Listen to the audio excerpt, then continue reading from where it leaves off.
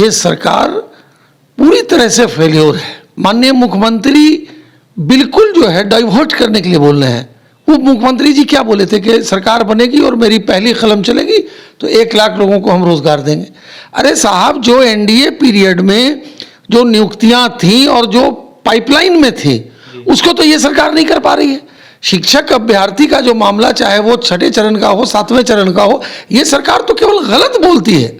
Fraud करना और क्या हो सकता है? मैं तो फ्रॉड करूंगा कि जो लोग नौकरी जो ज्वाइन कर लिए हैं उनको 6 महीने और 1 साल के बाद आप जो है उसको बोल रहे हैं कि आज मैं इनको नौकरियों का प्रमाण पत्र बांट रहा हूं। आपकी फिटनेस का राज क्या है? एशवेल रस, ये एक ही बोतल में है। Stress, weakness, acidity, obesity, hair fall, skin की हर परेशानियों का एक ही हल। एशवेल लाइफ, डायबिटीज फ्री लाइफ।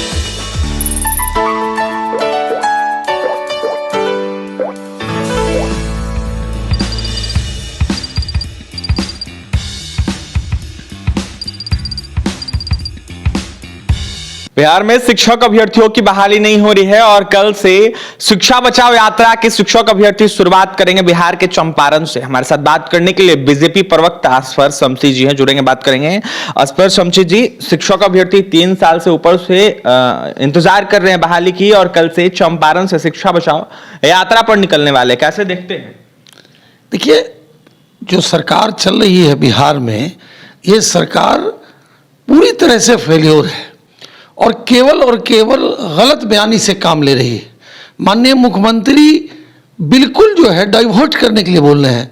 वो मुख्यमंत्री जी क्या बोले थे कि सरकार बनेगी और मेरी पहली कलम चलेगी तो 1 लाख लोगों को हम रोजगार देंगे। अरे साहब, जो एनडीए पीरियड में जो नियुक्तियां थी और जो पाइपलाइन में थी उसको तो ये सरकार नहीं कर पा रही है। शिक्षक अभ्यर्थी का जो मामला, चाहे वो 6ठे चरण का हो, 7वें चरण का हो, ये सरकार तो केवल गलत बोलती है। आप वो लोग जो 6 महीना पहले, 1 साल पहले ज्वाइन करा लिए और आप मीटिंग करके उनको आप जो है बांट रहे हैं कि मैंने नियुक्ति कराई। इससे ज़्यादा मैंने फ्रॉड करना और क्या हो सकता है? मैं तो फ्रॉड करूंगा कि जो लोग नौकरी जो ज्वाइन कर लिए हैं उनको 6 महीने और 1 साल के बाद आप जो है उसको बोल रहे हैं कि आज मैं इनको नौकरियों का प्रमाण पत्र बांट रहा हूं। यह सरकार केवल और केवल अपने अंतर्द्वंद्वों से गिर जाएगी। इसको ना छात्रों से मतलब है, ना नौजवानों से मतलब है, ना किसानों से मतलब है। केवल और केवल गलत बयानी से काम करिए। छात्र परेशान हैं, अभ्यर्थी परेशान हैं, लगातार आंदोलन हो रहा है, अभ्यर्थियों पर लाठियां चार्ज होती हैं, उसका कोई इंप्लीमेंटेशन नहीं करते हैं।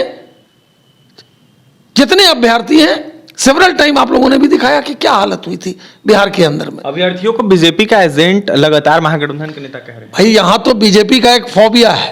अगर कोई चीज भी होगा तो उनको फोबिया है।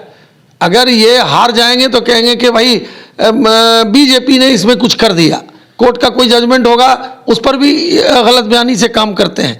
तो सवाल ये पैदा होता है कि कोई भी चीज़, अगर ये जीत जाते हैं तो ईवीएम ठीक हो जाता है, या हार जाते हैं तो ईवीएम गलत हो जाता है। बोलने से नहीं होता है। फैक्चुअल ये है कि बिहार की जनता ने पूरी तरह से रिजेक्ट कर दिया है माननीय मुख्यमंत्री जी को। माननीय मुख्यमंत्री जी हताश और निराश हैं। आप देखिए कल की मीटिंग में क्या था। जब मान लीजिए वहां पर अभ्यर्थी आए या बोलने लगे तो क्या बोले कि तुम लोग यहाँ क्यों चले आए। तो कहने का कुल मिलाकर के मतलब है कि काम से कोई मतलब नहीं है, डेवलपमेंट से कोई मतलब नहीं है। केवल क्राइम और करप्शन जो है बिहार की जो है अब वही चीज़ रह गया है जो 15 साल पहले था, उसको और तेज़ी उसमें लाई जा रही है इस सरकार में, महागठबंधन की सरकार में। इसीलिए नौजवान परेशान हैं, अभ्यर्थी परेशान हैं, छात्र परेशान हैं, किसान परेशान हैं, यानी सारे लोग परेशान हैं। और उसका एक ही अल्टरनेट है कि बिहार के अंदर एक मजबूत सरकार जो है वो भारतीय जनता पार्टी की जब बनेगी तभी ये सारे जो प्रॉब्लम्स हैं वो सॉल्व होंगे। स्पर्श शमशी जी, सवाल ये है कि नीतीश कुमार सभा को संबोधित करते हैं, जहां जहां सभा को संबोधित करते हैं वहां शिक्षक अभ्यर्थी पोस्टर बैनर लेके पहुंचते हैं, बहाली की मांग करते हैं। कुछ दिन पहले शिक्षा मंत्री ने ट्वीट किया था और ट्विटर पर कहा था कि 24 तारीख तक जो है नई नियमावली आ जाएगी, लेकिन 24 तारीख का जो बजट पास हुआ उसमें नई नियमावली नहीं आई। देखिए, सवाल है कि आपका कोई मोटिव होगा करने का तब न। आपका मोटिव नहीं है। अगर आपका मोटिव होगा, इतनी नौकरियां हैं तो, लेकिन आपका मोटिव नहीं है, आपको तो केवल भ्रम फैला करके चुनाव तक इसको ले जाना है। अगर आपका मोटिव होगा तो काम जरूर होगा। आखिर एनडीए पीरियड में जो भी बहालियां हुई वो तो एनडीए पीरियड की थी, और जो पाइपलाइन में थी उसका इंप्लीमेंटेशन होना चाहिए था, तो क्यों नहीं हो पा रहा है उसका इंप्लीमेंटेशन? ये गंभीर विषय है।